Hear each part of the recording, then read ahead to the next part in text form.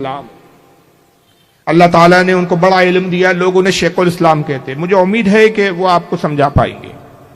یہ ان عالم صاحب کو اپنے علم پہ بڑا غرور اور گھمنڈ تھا، اور انہوں نے کہا چلیے اس میں کیا بات ہے، تمہارے پیر سے بھی بات کر لیتے۔ پہنچے بابا فرید کی خدمت میں، لے کر آئے، وہ سلام دعا ہوئی، مصافحہ وغیرہ ہوا۔ بابا فرید گنج شکر علیہ رحمہ نے پوچھا مولانا کیسے آنا ہوا؟ کہا حضور آپ کے مرید سے ہماری ایک بحث چھڑ گئی ہے، بحث کا یہ موضوع ہے، ہم کہتے ہیں کہ رسول اللہ محض بشر ہے، انسان ہے، آپ نور نہیں ہیں، اور اگر حضور نور ہوتے تو پھر آپ بتائیے کہ آپ تو شیخ الاسلام کہلاتے، کیا نور زخمی ہوتا ہے؟ غزوہ احد میں رسول اللہ کے دندان مبارک شہید نہیں ہوئے؟ کیا آپ کے رخسار پر پتھر مارنے کے سبب سے جو آپ خول پہنے ہوئے تھے اس کی کڑیاں نہیں داخل ہو گئی تھی، اس سے خون جاری نہیں ہوا؟ رسول اللہ صلی اللہ علیہ وسلم پر طائف کے میدان بازار میں پتھر مارے گئے، آپ کے جسم سے اتنا خون نکلا کہ آپ کے جوتے خون سے رنگین اور سرخ ہو گئے۔ اگر آپ نور ہے تو نور سے خون کیسے آتا ہے؟ حضور صلی اللہ علیہ وسلم اگر نور ہے تو نور سے بچہ کیسے ہو سکتا ہے؟ آپ کی تو اولادیں بھی تھی، آپ قضاء حاجت بھی کرتے تھے، نور کو قضاء حاجت کی کیا ضرورت؟ یہ انہوں نے دلیلیں دینا شروع کیا۔ بابا فرید مسکرایا، کہا کہ مولانا یہ تو آپ عقلی دلیلیں دے رہے، قرآن کے ہوتے ہوئے عقل دلیل کی کیا ضرورت ہے؟ ہم تو مسلمان ہیں، ہمیں تو قرآن پر ایمان رکھنا چاہیے۔ کیا قرآن عظیم نہیں کہتا قد جاءکم من اللہ نور، تحقیق تمہاری طرف اللہ کی جانب سے ایک نور آیا؟ یہاں کیا اللہ تعالیٰ نے اپنے نبی کو نور نہیں فرمایا؟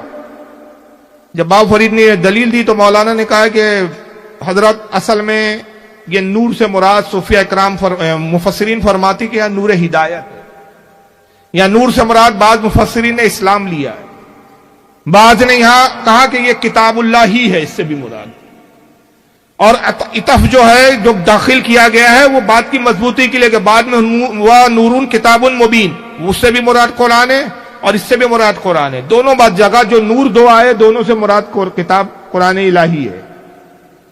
بحث کرنے لگے، مطلب وہ ابھی بھی یہاں ماننے کے لیے تیار نہیں۔ دیکھیے اولیاء میں اور مولویوں میں کیا فرق ہوتا ہے۔ حقیقی جو ولی ہوتے، حقیقی ولی زیادہ بحث و مباحثے میں نہیں پڑتے۔ جب انہوں نے دیکھا بابا فرید نے کہ یہ مان نہیں رہے، قرآن کی آیت کا بھی یہ ایک طرح سے انکار کر رہے، تو بابا فرید مسکرا کہا کہ اچھا مولانا چھوڑیے، آپ تو بہت بڑے عالم ہیں، بھلا آپ سے بحث میں کون جیت سکتا ہے؟ آپ تو ہمیں یہ بتائیے کہ اسلام میں کتنے فرض ہیں۔ کہا یہ کیا بچوں والا سوال کیا آپ؟ یہ تو بچوں کو ہم مدرسے میں پڑھاتے ہیں کہ بیٹا اسلام میں اتنے فرض ہیں۔ نہیں مولانا آپ بتائیے تو۔ کہا کہ آپ میری توہین کر رہے ہیں، ایسا بچوں والا سوال کر رہے ہیں؟ فرمایا نہیں آپ بتائیے، اس میں بڑی حکمت پوشیدہ ہے میرے سوال۔ اچھا چلیے آپ نہیں مانتے تو جواب سن لیجئے۔ اسلام میں 5 فرائض ہیں، اسلام کی بنیاد 5 چیزوں، آپ جانتے کون سی 5 چیزیں؟ پڑھاؤں گا نا مدرسے میں۔ پہلا کون سا اسلام کی بنیاد؟ کلمہ طیب، دوسری نماز، تیسرا، چوتھا، پانچواں حج، یہی پڑھایا گیا۔ کہا حضور 5 چیزیں اسلام کی بنیاد ہے، 5 اسلام میں فرائض ہے۔ پہلا کلمہ، دوسرا نماز، تیسرا روزہ، چوتھی زکوٰۃ، پانچواں حج۔ کہا مولانا ایک چھوٹ رہا ہے آپ سے۔ کہا حضور نہیں 5 ہی تو ہے۔ کہا چھٹا فرض رزق حلال ہے۔ چھٹا فرض کون سا ہے؟ رزق حلال کا حصول۔ انہوں نے کہا چھڑ گئے مولانا، غصے میں آ گئے۔ ارے کہا چھوڑیے آپ صوفیہ لوگوں نے ایک الگ ہی دین تراش رکھا ہے، آج تک تو ہم یہی پڑھتے پڑھاتے آئے ہیں کہ اسلام کی بنیاد 5 چیزوں پہ، چھٹی بنیاد، چھٹا فرض آپ نے کہاں سے لا لیا؟ ہم چیزوں کو نہیں مانتے۔ نعرہ تکبیر، نعرہ رسالت، علماء اہل سنت زندہ باد۔ ماشاءاللہ جانشین توصیف ملت، ان کی زیارت سے آپ اور ہم سب مستفیض ہو رہے ہیں۔ میری پہلی ملاقات ہے حضرت سے، اللہ تعالی حضرت کی عمر میں برکت عطا فرمائے، حضرت کا سایہ ہم پر دراز فرمائے، اور فیض اعلیٰ حضرت کے ذریعے ہم پر جاری و ساری فرمائے۔ درود شریف پڑھے آپ، اللہم صلی علی سیدنا مولانا شفیعنا و حبیبنا و طبیبنا و نبینا و مولانا محمد و آلہ و اصحابہ و اہل بیتہ و ذریاتہ و بارک وسلم۔ صلاۃ و سلام علیک یا رسول اللہ صلی اللہ تبارک و تعالی علیہ وسلم۔ تو میں عرض کر رہا تھا، انہوں نے کہا کہ حضرت 5 اسلام کی بنیاد ہے۔ बाबा फरीद गंज शक्कर रहमतुल्लाह ने फरमाया, नहीं मौलाना, इस्लाम का छठा फर्ज रिस्क हलाल है, और ये इतना अहम फर्ज है कि अगर इसकी पाबंदी ना हो तो वो 5 फराइज भी ज़ाया और बर्बाद हो जाते हैं। मौलाना गुस्से में आ गए, कहा कि आप सूफिया लोगों ने एक अलग ही दीन तराश रखा है, बिल्कुल आप अजीब व गरीब गुमराहियत की बातें करते हैं। आज तक तो हम यही सुनते आ रहे हैं कि इस्लाम की बुनियाद 5 चीजों पे, ये छठी बुनियाद, छठा फर्ज आप कहां से लाए? थोड़ी आपसे हम बहस नहीं करते। बाबा फरीद ने कहा, अच्छा ठीक है मौलाना, चलिए खत्म कीजिए गुफ्तगू। बहरहाल वो मौलाना वहां से नाराज होकर चले गए, और जो मसले पे गुफ्तगू हो रही थी उस पर मुतमईन नहीं हुए। इत्तेफाक की बात, उसी साल हज को जाने का प्रोग्राम बना, मौलाना हज के लिए गए। अब उस जमाने में जो हज होता था, आज के दौर के जैसा हज नहीं था कि साहब एक टाइम पीरियड आपका मुकर्रर है कि आप 40 दिन 30 दिन रहेंगे, उसके बाद आपका पासपोर्ट है, वीजा है, और फिर हुकूमत की पाबंदियां हैं कि बस वक्त हुआ तो आपका प्लेन का टिकट बना है, आप प्लेन में बैठिए और चलिए। वैसा नहीं था। पानी के जहाज से लोग जाते थे या फिर सवारी के जरिए सफर करते थे, जितना चाहिए उतना अरसा रहिए। तो कई लोग साल साल भर रहते थे, कई लोग तो वहीं आबाद हो जाते थे, कई लोग वहां पे तिजारत शुरू कर देते थे, जब तक जी चाहता था तिजारत भी करते, वहां रहते भी, काबतुल्लाह में भी जाते, नमाजें भी पढ़ते, हज भी करते, उम्रे भी करते। उस जमाने में कोई पाबंदी नहीं थी इस तरह की। बहरहाल मौलाना गए, वहां उन्होंने हज किया, वहां उलमा से सोहबतें रही, वहां का माहौल बड़ा अच्छा लगा, तो वहीं कुछ अरसे के लिए भी बस गए, फिर तिजारत भी शुरू कर दी। वहां तिजारत में भी अल्लाह ताला ने बड़ा नफा दिया, और हालत ये हो गई साहब कि एक वक्त ये आया कि बड़े मालदार हो गए, और 7 साल मक्का मौसमा में कयाम। इन 7 सालों में 7 हज भी किए मौलाना। बीच बीच में रसूलुल्लाह के रोजे पाक मदीना मुनव्वरा भी हाजिरी होती थी, उम्रे भी फरमाते रहे। इन 7 साल में कई उम्रे किए, 7 हज किए, काफी मालो दौलत जमा कर ली। अब जब 7 साल का अरसा गुजर गया तो बीवी बच्चों की याद सताने लगी, वतन की याद आई। कहा कि चलो अब काफी अरसा हो गया यहां रहे हुए, आखिर बीवी बच्चे भी बड़े परेशान होंगे, अब वतन लौटा जाए। और अब इतना माल कमा लिया है कि अब जिंदगी भर आराम से बैठकर भी खाऊंगा तो ये माल खत्म होने वाला। चुनांचे अब वहां से निकले, मालूम हुआ कि साहब एक जहाज जो है हिंदुस्तान की तरफ जाने वाला है। बहरहाल उस जहाज में सवार हो गए। अब जहाज हिंदुस्तान की तरफ जा रहा है, पानी का जहाज। कुछ दिन सफर तो अच्छे से कटता रहा। एक दिन फिर ऐसा हुआ कि बड़ा सख्त तूफान आया, तुगयानी आई समुंदर में, मौजें बुलंद होने लगी, और नतीजा ये हुआ कि जहाज पर इस कदर तुगयानी का असर हुआ कि जहाज तहस तो नहस हो गया, तबाह बर्बाद हो गया। जितने उसमें सवार थे सब के सब हलाक हो गए, जहाज समय सब गर्क हो गए। इनकी किस्मत में जिंदगी थी। एक तख्ता जो जहाज का टूट गया था, किसी तरह इनके करीब से बह रहा था, ये तैर रहे थे, तख्ते को किसी तरह से इन्होंने तख्ते तक पहुंचे, उसको पकड़ा, तख्त पे सवार हो गए, और अब उस तख्ते पे बहना शुरू किए।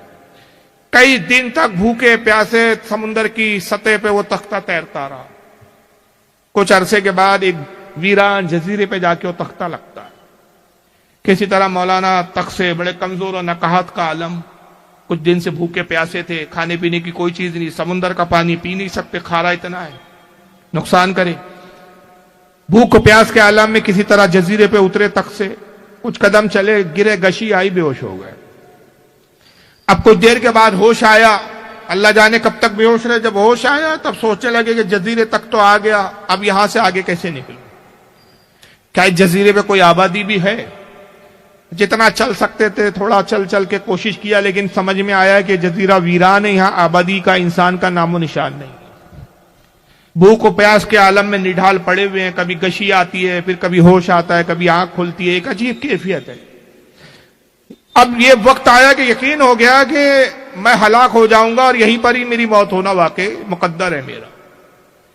एक दिन जब नीम गशी के आलम में थे कि कानों में एक आवाज गूंजती है, और आवाज ये है कि रोटी वाला, पानी वाला, रोटी ले लो, पानी ले लो, खाना ले लो, पानी ले लो। जब आवाज देखा तो खुश हो गए कि भाई कोई शख्स है जो रोटी और पानी की सदाएं लगा रहा है। आंखों को खोला, देखा तो एक शख्स कांधे पे तोशादान लिए हुए, खाने का एक मतलब बर्तन वगैरह है, कोई टिफिन है, एक दूसरे कांधे पे मशकीजा लटका हुआ है जिसमें पानी वगैरह है, और ये सदा लगाते हुए वहां से गुजर रहा है। किसी तरह से इशारा किया, नकात के सबब आवाज भी निकल नहीं पा रही। اس کی نظر ان پہ پڑی، قریب آیا، کہا کہ جناب روٹی خریدیں گے، پانی خریدیں گے؟ انہوں نے اشارے سے کہا کہ بھائی پہلے کچھ پانی کے قطرے منہ میں تو ٹپکا دے بھائی، پیاس سے نہیں ڈالو۔ اس نے کچھ پانی ان کو دیا، پیا تو کچھ ہمت آئی، کچھ توانائی پیدا ہوئی۔ انہوں نے کہا ہاں بھائی بہت روز سے بھوکا ہوں، روٹی دے دو بھائی اللہ کا واسطہ۔ کہا میں تو بیچتا ہوں جناب، خریدنے کے لیے کوئی چیز ہے آپ کے پاس؟ انہوں نے کہا کہ دیکھو کیا تم مسلمان ہو؟ کہا الحمدللہ میں مسلمان مومن ہوں۔ کہا اگر مومن ہو تو بھائی پھر میرا حال سنو، میں 7 حج کا حاجی ہوں، ایک عالم دین ہوں، امت کا عالم ہوں، اللہ نے بڑے علم سے نوازا، بڑی خدمتیں کی دین کی، 7 سال میں نے حج کیے، عمرے کیے۔ یہ حالت ہوئی میری، میں لوٹ رہا تھا اپنے وطن ہندوستان کی طرف، جہاز تباہ ہو گیا، کسی طرح میں بچ گیا، ساری رقم جتنی کمائی تھی 7 سال میں سب ضائع ہو گئی، جہاز میں غرق ہو گئی، اب صرف جان بچی ہے، دینے کے لیے کچھ نہیں ہے، میرے حال زار پہ رحم کھاؤ اور بس یوں ہی اللہ کی راہ میں رضا الہی کے لیے مجھے کچھ دے دو۔ اس نے کہا جناب اگر رضا الہی کے لیے دے دیا تو میرے بیوی بچوں کا کیا ہوگا؟ میرا تو ذریعہ معاش یہی ہے کہ میں کھانا بیچتا ہوں اور اس سے جو قیمت آتی ہے اس سے میرے گھر کی گزر اوقات ہوتی، کچھ تو کچھ دینا تو پڑے گا آپ کو۔ کہا میرے پاس تو کچھ بھی نہیں ہے، دیکھ رہے ہو کہ سوائے بدن پر ایک کپڑے کے، ایک لباس کے، اس کے علاوہ کچھ نہیں، اور وہ لباس بھی بڑا بوسیدہ ہو گیا اتنے دن۔ کہا مولانا کیسے کہتے ہو کہ آپ کے پاس کچھ نہیں ہے؟ آپ ابھی تو کہہ رہے تھے کہ آپ حاجی بھی ہے ساتھ حج، ابھی تو کہہ رہے تھے کہ آپ نے 7 سال حرم میں کعبہ پہ بڑی عبادت کی، اس کے عوض آپ روٹی لے لیجئے، آپ اعمال بیچ لیجئے اور روٹی لے لیجئے۔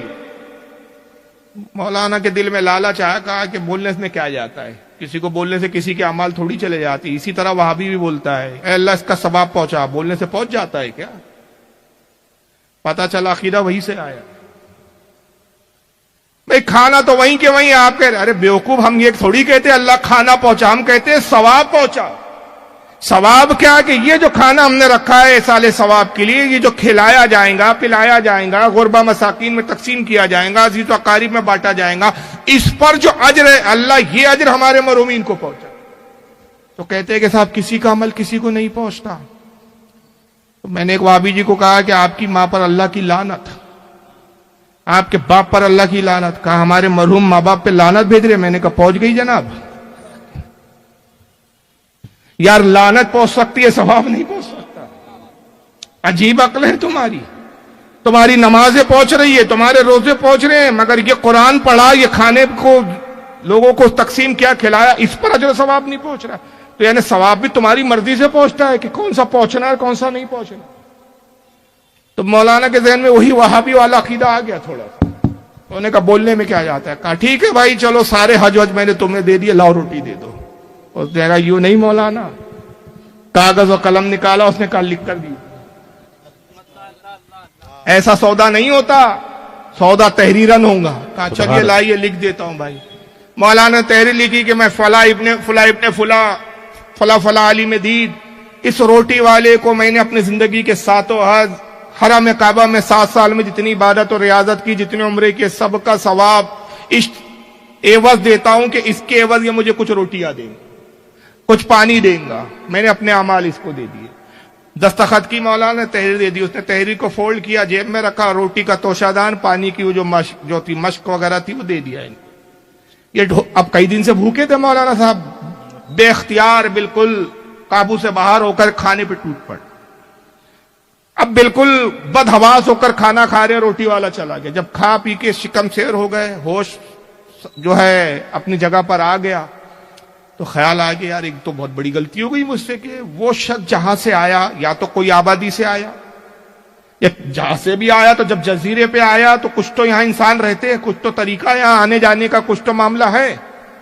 افسوس کہ میں نے اس سے پوچھا نہیں کہ بھائی تم آئے کہاں سے اور کہاں جانے والے ہو، کیا کوئی آبادی ہے تاکہ کچھ عرصہ اس آبادی میں گزار لوں، یہاں سے نکلنے کی تدبیر کیا ہے وہ اس سے میں دریافت کرتا۔ افسوس کہ بھوک کی وجہ سے میں بھول گیا۔ خیر اگلی بار آئیں گا تو میں ضرور پوچھوں گا۔ اب اس روٹی والے کا انتظار کر رہے ہیں مولانا، مگر وہ روٹی والا نہیں آیا صاحب۔ 1 دن گزر گیا نہیں آیا، 2 دن گزر گیا نہیں آیا، 3 دن گزر گیا نہیں آیا۔ اب وہ ایک وقت جو غذا کھائی تھی وہ آخر کتنا عرصہ تک کام دیتی؟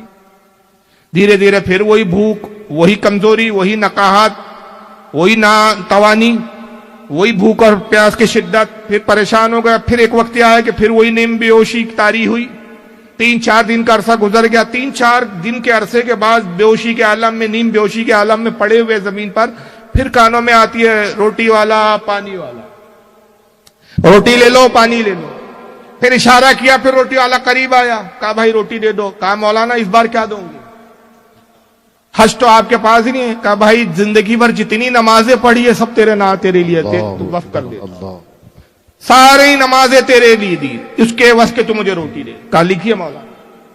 پھر اس نے کاغذ نکالا، پھر قلم نکالا، کاغذ اور قلم لگا کے ان کو دے دیا، انہوں نے پھر صاحب سیاہی میں قلم ڈبا ڈبا کے لکھنا شروع کیا کہ زندگی بھر کی تمام نمازیں، تمام عبادات اس روٹی والے کو میں نے دی، ان سے عوض کی یہ مجھے کچھ روٹیاں دی، اور روٹیاں لی۔ پھر اس بار بھی ٹوٹ پڑے اور اس بار بھی پوچھنا بھول گئے کہ میاں تم آتے کہاں اور جاتے کہاں، اور اس جزیرے سے میں کیسے نکل سکتا ہوں، اس کے لیے کوئی تدبیر بتاؤ۔ اب جب کھا پی کے فارغ ہوئے، ہوش باختہ ہوئے، تو پھر وہی خیال آیا، ارے یار اس بار بھی غلطی ہو گئی، اب اگلی بار آئیں گا تو ضرور پوچھوں گا۔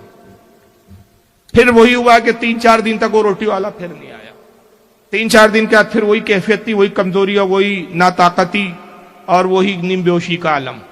پھر کانوں میں آواز آتی ہے روٹی والا پانی والا، پھر اشارہ کیا، پھر بلایا، مولانا اب اس بار کیا دوں گے؟ بولے زندگی بھر کے جتنے نفیل، جتنے صدقات خیرات ہیں سب تیرے نام کر دیں۔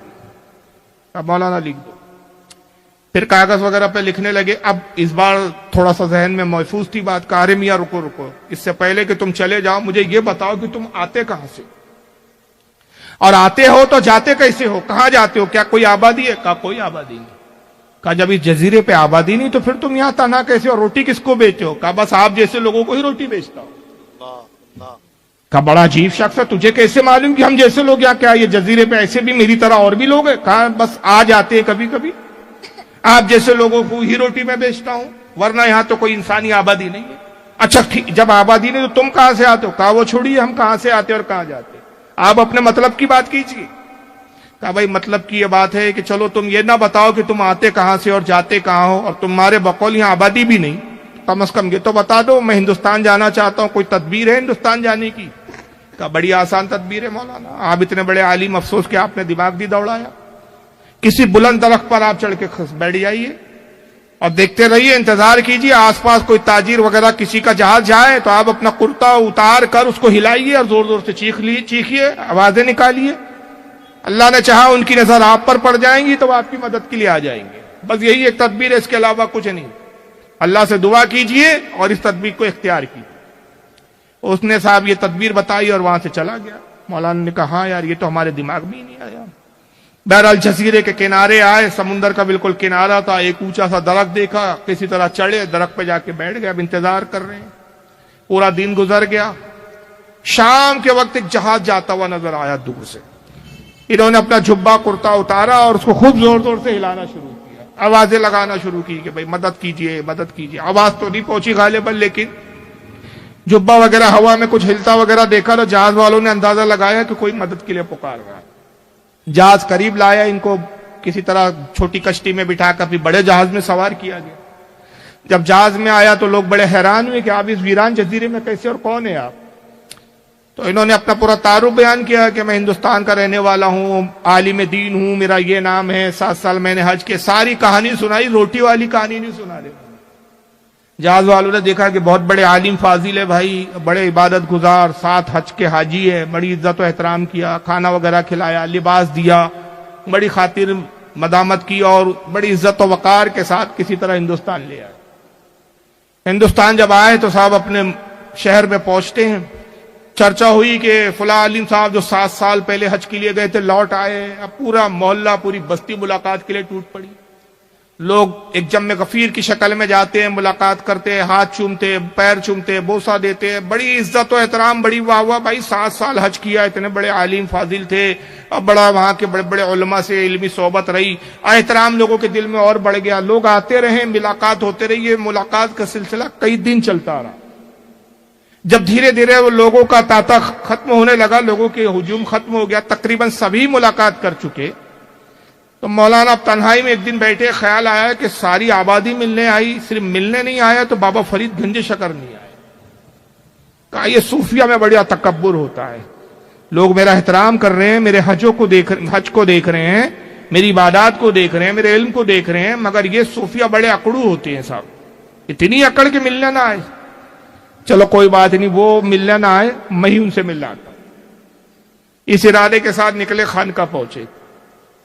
بابا فرید گنج شکر رحمت اللہ علیہ اپنی مسجد پہ تشریف فرمائے، سلام علام کیا، ہم دستبوسی مصافحہ ہوا، کہا کہ حضرت آپ ہم سے ملنے نہیں آئے، ساری دنیا آئی۔ کہا کہ ہم تو اپنی معاملات میں مشغول تھے، ہمیں تو کوئی خبر ہی نہیں کہ آپ کب تشریف لائے، اور یہ تو بتائیے کہ بڑے عرصے بعد آئے ہیں، اتنے سالوں میں آپ کہاں تھے؟ بولے حضور آپ کو کوئی دنیا کی خبر نہیں ہے۔ کہا ہم دنیا داری سے ہمارا کیا تعلق، آپ ہی بتائیے کہ آپ کہاں تھے؟ کہا حضرت ہم مکہ میں تھے، 7 سال ہم نے وہاں پہ بڑی عبادت کی، ریاضت کی، 7 حج کیے، ہم نے کئی عمرے کیے، اور حضرات کی کیا کہنا، خوب تجارت بھی کی اللہ کے فضل و کرم سے۔ تو بابا فرید فرماتے کہ مولانا یہ بتائیے حج ہی کیا کہ وہاں علماء کی علمی مجالس میں بھی شرکت کی؟ کہاں روزانہ مجالسیں ہوتی تھی، مکہ کے مدینے کے بڑے بڑے حرم پاک کے بڑے بڑے علماء کی مجلسیں منعقد ہوتی، روزانہ حرم کعبہ میں مجلسیں سجتی، فقیر بھی اس مسجد میں شریک ہوتا، بڑی علمی گہرائیوں کی باتیں ہوتی، فقہ کی باتیں ہوتی، کبھی حدیث پہ باتیں ہوتی، بڑی گہری باتیں ہوتی تھی حضور، بڑی اچھی صحبتیں رہی، بہت کچھ سیکھا، بہت کچھ جو مجھے معلوم تھا میں نے وہاں کے علماء کو بتایا، بیان کیا۔ بابا فرید مسکرا کے کہتے ہیں مولانا ماشاءاللہ 7 سال آپ بڑے بڑے علماء کی صحبت میں رہے، تو ان 7 سالوں میں یہ تو معلوم کر لیا ہوں گا کہ اسلام کا چھٹا فرض کیا ہے؟ کیا اب بھی ناواقفی ہے؟ کہا اب تک آپ وہیں اڑے ہوئے ہیں، آپ کی سوئی وہیں اٹکی ہوئی ہے، اب تک آپ اس سے آگے نہیں بڑھے؟ کہا بھائی ہم نے تو ایک چھوٹا سا سوال کیا ہے آپ سے، آپ خود بیان کر رہے ہیں کہ بڑی علمی مجالسیں رہی آپ کی، تو ان مجالسوں سے اتنا تو سیکھ گئے ہوں گے آپ، کم سے کم اتنا تو آپ ماننے لگے ہوں گے کہ اسلام کا چھٹا بھی فرض ہے، اور وہ ہے رزق حلال۔ کہا کہ حضرت افسوس کی بات ہے آپ مجھ سے کہتے ہیں کہ ان 7 سالوں میں میں نے چھٹا فرض نہیں جانا، افسوس تو ہے کہ ان 7 سالوں میں آپ نے اپنی اصلاح نہیں، اسلام کے 5 ہی فرض ہے، چھٹا تو آپ نے یہ اپنی طرف سے گڑھ لیا۔ بابا فرید مسکرائے اور پھر آپ نے ایک نام پکارا جو عجیب و غریب تھا۔ نام پکارنا تھا تو کیا دیکھتے ہیں کہ کونے سے ایک شخص برابر ہو، ہاتھ میں ایک صندوق ہے۔ بابا فرید کے قریب آیا، ادب سے سلام کیا، بابا فرید کی دستبوسی کرتا ہے، بابا فرید نے اسے صندوق لیا، اور صندوق کو جب کھولا تو اس میں 3 کاغذ وہی تھے جو مولانا نے جس پر تحریر کیا تھا۔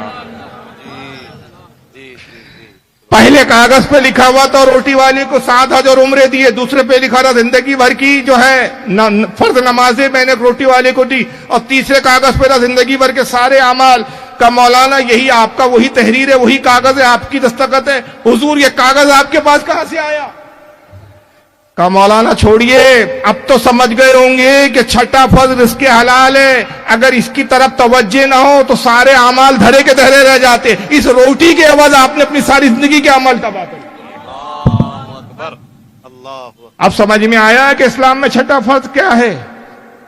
بولے حضور واقعی سمجھ میں آ گیا۔ مولانا رونے لگے، پھر بابا فرید کھڑے ہوئے، جب جیسی کھڑے ہوئے تو ساری مجلس کھڑے ہو گئے۔ آپ نے اپنا امامہ شریف کھولا، کھولنے کے بعد اس کو گھما گھما کے اس کو رسی کی طرح بنایا، پھر اپنی پیٹھ اور پشت کی طرف لایا، دونوں سرے لا کر سامنے لائے، اور مولانا کے ہاتھ میں سرے دے کے فرماتے مولانا اس کو کھینچیے۔ آپ سمجھ رہے ہیں نا کس طرح کیا؟ دونوں سرے پیٹھ کے پیچھے ڈالے، دونوں کے سرے سامنے لا کے کہا کھینچیے۔ اب کھینچیں گے تو کیا نتیجہ ہوگا؟ بابا فرید سامنے آئیں گے۔ مولانا نے کہا حضور میں کیسے کھینچوں، آپ گر جائیں گے۔ کہا مولانا آپ کھینچیے تو ہم نہیں گریں گے۔ کہا نہیں حضور آپ گر جائیں گے اگر میں کھینچوں۔ کہا کھینچیے مولانا، ہم کہہ رہے ہیں۔ مولانا نے جیسی جب کھینچا تو کیا دیکھتے ہیں؟ بابا فرید نہیں ہے، وہ نور کا حالہ ہے، اور امامہ بالکل اس نور کو چیرتا ہوا باہر نکل رہا ہے۔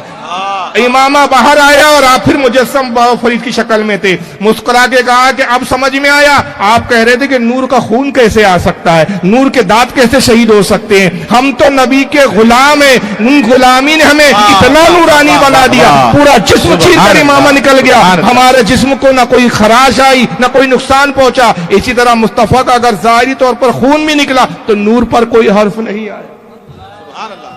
سبحان اللہ، سبحان اللہ، اللہ اکبر، یا رسول اللہ، या रसूल अल्लाह। बस जैसे ही सुना मौलाना ने कदमों में गिर गए, कहा यकीनन मैं आज मान गया कि उलमा इल्म के जरिए इस्लाह करते हैं। आप सूफी इकराम वो है कि जो प्रैक्टिकली तजुर्बा करवा कर दिल की इस्लाह फरमा दिया। सुभान अल्लाह, सुभान अल्लाह। तो इस्लाम का ये बड़ा अहम है। छठा फर्ज अगर बरकरार है तो सारे फराइज बाकी है। यही वजह है कि